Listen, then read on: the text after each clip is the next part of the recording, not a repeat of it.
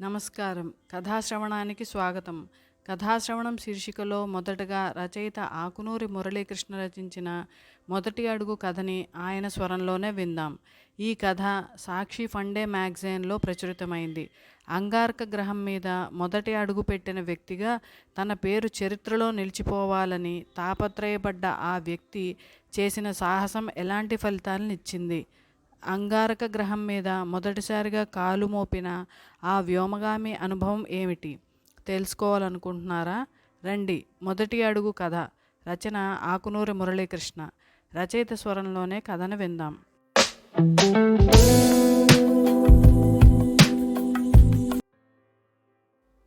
మొదటి అడుగు. ఈ ప్రపంచంలోని మనుషుల్లో 190 మంది స్వార్థపరులే. అసలు మనుషులే కనిపించిన ప్రపంచానికి వెళ్ళిపోదామనిపిస్తోంది. అవంతిక తరచుగా అనే మాటలివి. మనుషులు కనపడని ప్రపంచం అంటూ ఉంటుందా అని నవ్వేవాడిని నేను ఆమె మాటలకి. కానీ ఇప్పుడు చూస్తున్నాను. రోజుల తరబడి వెతికినా ఒక్క మనిషి కూడా కనపడని ప్రపంచాన్ని కళ్ళ ఎదుట చూస్తున్నాను. మేం ప్రయాణం చేస్తున్న ఆ అంతరిక్ష నౌక భూమిని దాటి దాదాపు 280 మిలియన్ కిలోమీటర్ల పైగా అంతరిక్షంలో ప్రయాణం చేసి వచ్చి అప్పుడే అంగారక గ్రహాన్ని చేరుకుంటోంది. నౌకలో ఉన్న మా నలుగురు వ్యోమగాముల ముఖాలు ఉద్వేగం పట్టలేనట్టుగా ఉన్నాయి. ఏ దేశమూ ఊహించిన విధంగా మొట్టమొదటిసారిగా అంగారక గ్రహం మీదకి భారతదేశం తన వ్యోమగాముల్ని పంపించింది. అంతరిక్ష పరిశోధనలో ఎంతో ముందుండే అమెరికా సైతం అప్పటిదాకా అంగారక గ్రహం మీదకి పరిశోధనా శాటిలైట్లను మాత్రమే పంపగలిగింది, కానీ వ్యోమగాముల్ని పంపి అంగారక గ్రహం మీద మనిషి చేత మొదటి అడుగు వేయించలేకపోయింది. అలాంటిది భారతదేశం మొట్టమొదటిసారిగా అంగారక గ్రహం మీదకి మనుషుల్ని పంపడంతో ప్రస్తుతం ప్రపంచం దృష్టంతా ఇటే ఉంది. మానవజాతి మనుగడనే మలుపు తిప్పగల పరిశోధన ఇది అని అందరికీ తెలుసు.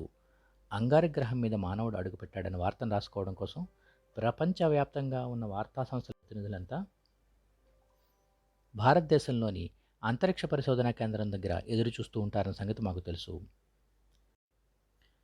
మా నలుగురిలోకి ఎక్కువ ఉద్వేగంగా కనిపిస్తున్నది ప్రణీత్. ఎందుకంటే మరికొద్ది క్షణాల్లో మా అంతరిక్ష నౌక అంగారక గ్రహం మీదకి అడుగుపెట్టగానే ఆ గ్రహం మీద మొట్టమొదటిసారిగా కాలు మోపబోయేది అతడే. మానవజాతి చరిత్రలోనే తన పేరు సుస్థిరంగా నిలిచిపోయే సంఘటన కొద్ది క్షణాల్లో జరగబోతోందని తెలిసిన ఏ మనిషికైనా అలాంటి ఉద్వేగం కలగడం సహజమే. భారతదేశంలో మా నౌక బయలుదేరిన క్షణం నుంచి అంతరిక్షంలో మా 8 నెలల ప్రయాణ కాలంలో ఆ క్షణాలను ఊహించుకోవడం వల్ల కాబోలు అతడి ముఖంలో ఉద్వేగానికి పరాకాష్ట వంటి అలాంటి భావాన్ని అనేక వందల సార్లు గమనించాను నేను. మిగిలిన ఇద్దరిని వదిలేసి నేను ప్రత్యేకంగా ప్రణీత్ హావభావాలను గమనించడానికి కారణం ఉంది. అదేమిటంటే కొన్ని పరిస్థితుల వల్ల అతడి ఈ ప్రయోగంలో కెప్టెన్ స్థానంలో ఉన్నాడు, కానీ నిజానికి ఆ స్థానంలో ఉండాల్సిన వ్యక్తిని నేను. వయసులోనూ హోదాలోనూ నాకంటే చిన్నవాడైన అతడు చేసిన కొన్ని ప్రత్యేకమైన ప్రయత్నాల వల్ల అతడు ఆ అవకాశాన్ని దక్కించుకోగలిగాడు, కానీ నిజానికి ఆ స్థానంలో అన్ని విధాల అర్హుడినైనా నేను ఉండాల్సింది. అవంతిగా అన్నట్టుగా ఈ ప్రపంచంలో అన్నిటికంటే కష్టతరమైన పని స్వార్థపరులైన మనుషులతో వ్యవహరించడం. అందుకే మౌనంగా ఉండిపోవాల్సి వచ్చింది నేను. అక్కడికి పై అధికారుల ముందు ధైర్యం చేసి నా బాధను వెళ్ళగక్కాను. ఎన్నో విషయాల్ని పరిగణనలోకి తీసుకుని పకడ్బందీగా రూపొందించిన ఎంపిక ప్రక్రియ ఇది. అయినా ఇందులో నువ్వు బాధపడే విషయం ఏముంది? ఎంపికైన నలుగురు వ్యోమగాముల్లో నువ్వు కూడా ఉన్నావు కదా. మీ నౌక అంగారక గ్రహం మీద దాదాపు 6 గంటలు ఉంటుంది. అక్కడ వాతావరణం అనుకూలంగా ఉంటే మీరు కూడా ఆ గ్రహం మీద కాలు పెడతారు. ఒకరు ముందు ఒకరు వెనక అంతే అన్న సమాధానం వచ్చింది. ఒకరు ముందు ఒకరు వెనక అని ఎంత తేలిగ్గా అనగలిగారు? రోవర్ను ఈ గ్రహం మీదకి పంపి ఇక్కడ వాతావరణాన్ని పరిశీలించడం దగ్గర నుంచి ఈ రోజు వరకు అంగారక గ్రహం మీద పరిశోధనలో కీలక పాత్ర వహిస్తూ మొదటి నుంచి ఈ ప్రయోగం మీద ఎంతో శ్రద్ధతో ప్రేమతో పనిచేసిన నాకు దక్కాల్సిన ఆ అపురూపమైన అవకాశాన్ని మరొకరు దక్కించుకుంటే ఆ బాధ ఎలాంటిదో అనుభవించే నాకు తెలుస్తుంది, కానీ వాళ్ళకేం అర్థమవుతుంది? నీల్ ఆర్మ్స్ట్రాంగ్తో పాటు ఎడ్విన్ అల్డ్రిన్, మైకేల్ కోలిన్స్ కూడా అపోలో 11 నౌకలో ప్రయాణించారు. కానీ చంద్రుడిపై అడుగుడిన మొదటి వ్యక్తిగా నీల్ ఆర్మ్స్ట్రాంగే ప్రపంచానికి గుర్తుంటాడు, కానీ మిగిలిన వాళ్ళ పేర్లు ఎవరికి తెలుసు? కొలంబియా అంతరిక్ష నౌకలో కల్పనా చావ్లాతో పాటు మరో 6 వ్యోమగాములు కూడా ప్రాణాలు కోల్పోయారు. వాళ్ళ పేర్లు ఎంతమందికి తెలుసు? నేను ఆలోచనలో ఉండగానే మా అంతరిక్ష నౌక అంగారక గ్రహం మీద ల్యాండ్ అవ్వడం, బయట వాతావరణం వ్యోమగామి దిగటానికి అనువుగా ఉందన్న సంకేతాన్ని నౌకలో ఉన్న సూపర్ కంప్యూటర్లు నిర్ధారణ చేయడం జరిగిపోయాయి. తను వేసుకున్న స్పేస్ సూట్ని మరోసారి సవరించుకుని, ఆక్సిజన్ సిలిండర్ని సరిచూసుకుని, మా వైపు విజయసూచకంగా బొటనవేలు ఎత్తి చూపించాడు ప్రణీత్. నేను అప్రయత్నంగా అతడి కళ్ళల్లోకి చూశాను. సరిగ్గా అదే సమయానికి ప్రణీత్ కూడా నా వైపు చూశాడు. బయటి వాతావరణం ముఖానికి తాకకుండా రక్షణ కవచంలో ఉన్న స్పేస్ సూట్లోని దళసరి అద్దాల వెనుక నుంచి కూడా అతడి కళ్ళల్లోని భావం స్పష్టంగా కనిపించింది నాకు. ఆ కళ్ళలో స్నేహభావం కానీ కృతజ్ఞత కానీ లేదు. విజయం సాధించే ముందు యుద్ధంలో ప్రత్యర్థి వైపు చూసే చూపులా కసిగా గర్వంగా ఉంది. ఒక్క క్షణం నా మనస్సు కలుక్కుమంది. ఎవరికి తెలియకపోయినా ఈ ప్రయోగంలో కెప్టెన్ స్థానాన్ని దక్కించుకోవడానికి మా ఇద్దరి మధ్యన పోటీ ఉందని మాకు తెలుసు. ఆ క్షణంలో అతడి చూపులను తట్టుకోలేక గెలగల్లాడిపోయాను.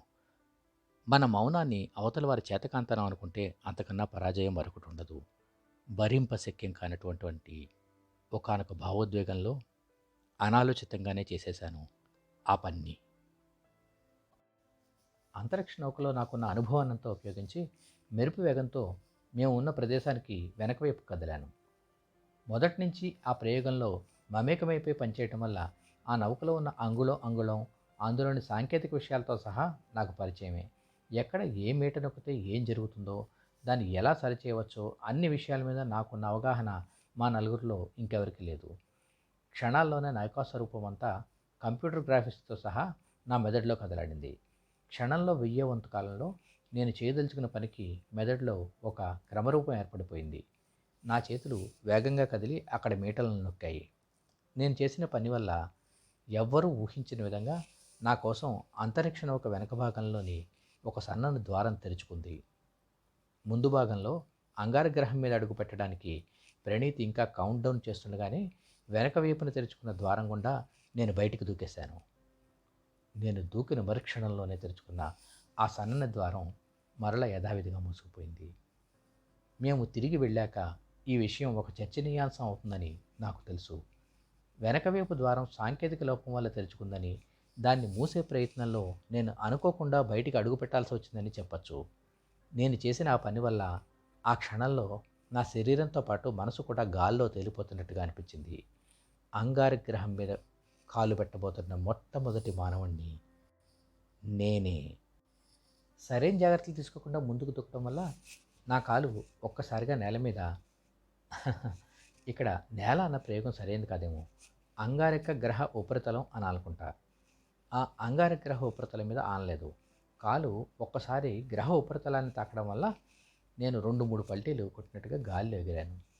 భూమికి అంగారగ్రహానికి ఉన్న అతి ముఖ్యమైన తేడాల్లో గ్రావిటీ ఒకటి. భూమి మీద ఉండే గ్రావిటీలో సగానికన్నా తక్కువ అంగారగ్రహం మీద ఉంటుంది. భూమి మీద 100 కేజీల బరువు ఉండే మనిషి అంగారగ్రహం మీద కేవలం 38 కేజీలు మాత్రమే ఉంటాడు.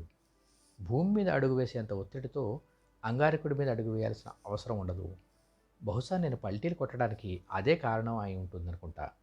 నా శరీరం అంగారకుడి మీద దొల్లుతుంటే ఆ స్పర్శని ఆస్వాదిస్తున్నట్టుగా ఉండిపోయాను నేను చాలాసేపు. భూమికి అంగారగ్రహానికి ఉష్ణోగ్రతలోనూ వాతావరణ ఒత్తిడిలోనూ కూడా చాలా వ్యత్యాసం ఉంటుంది.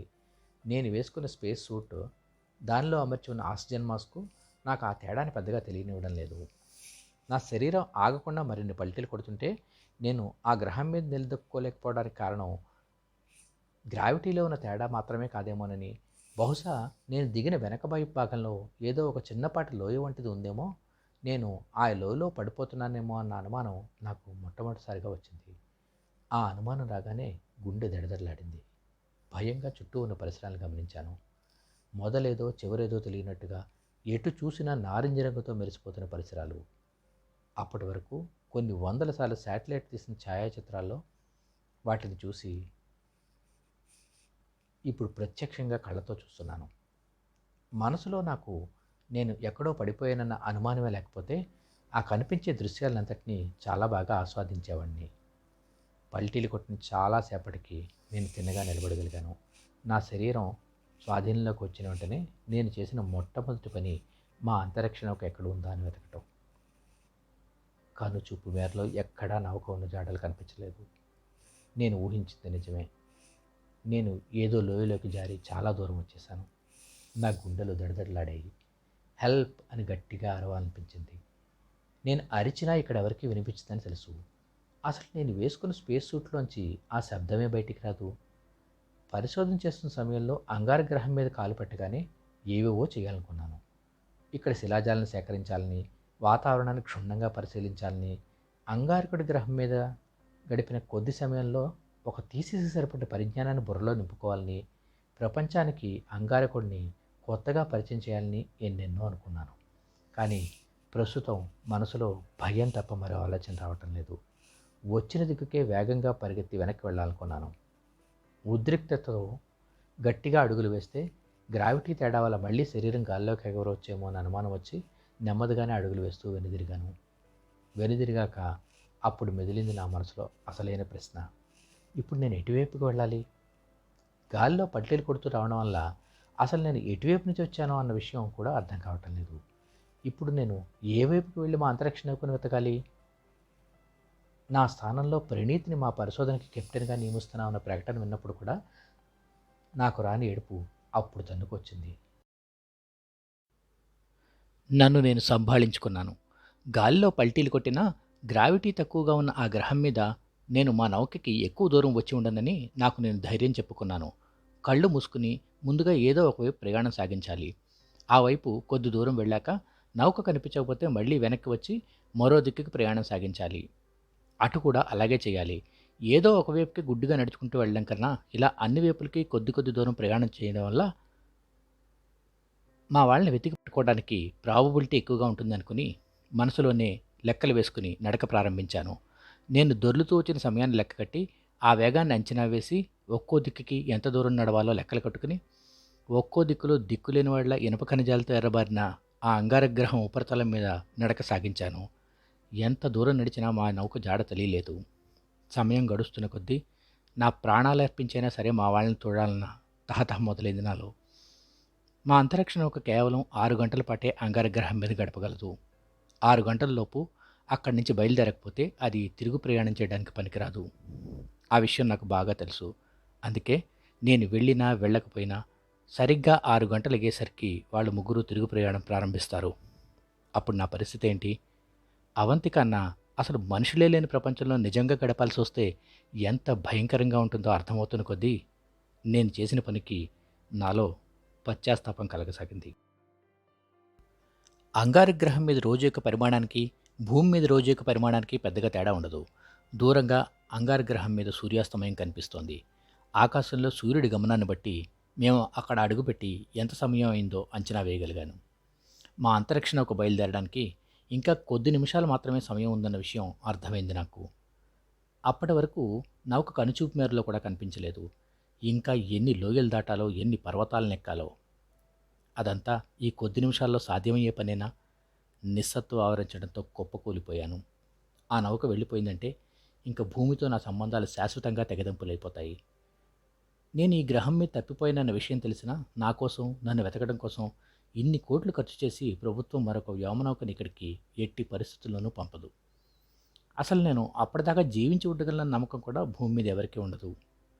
సైంటిస్ట్గా ఎంతో ఎత్తుకు ఎదగాలని ఎన్నో కలలు కన్న నా జీవితం ఇలా అనామకంగా ఈ అన్యగ్రహం మీద అంతమవుతుందన్న విషయం నేను ఎప్పుడూ ఊహించలేదు.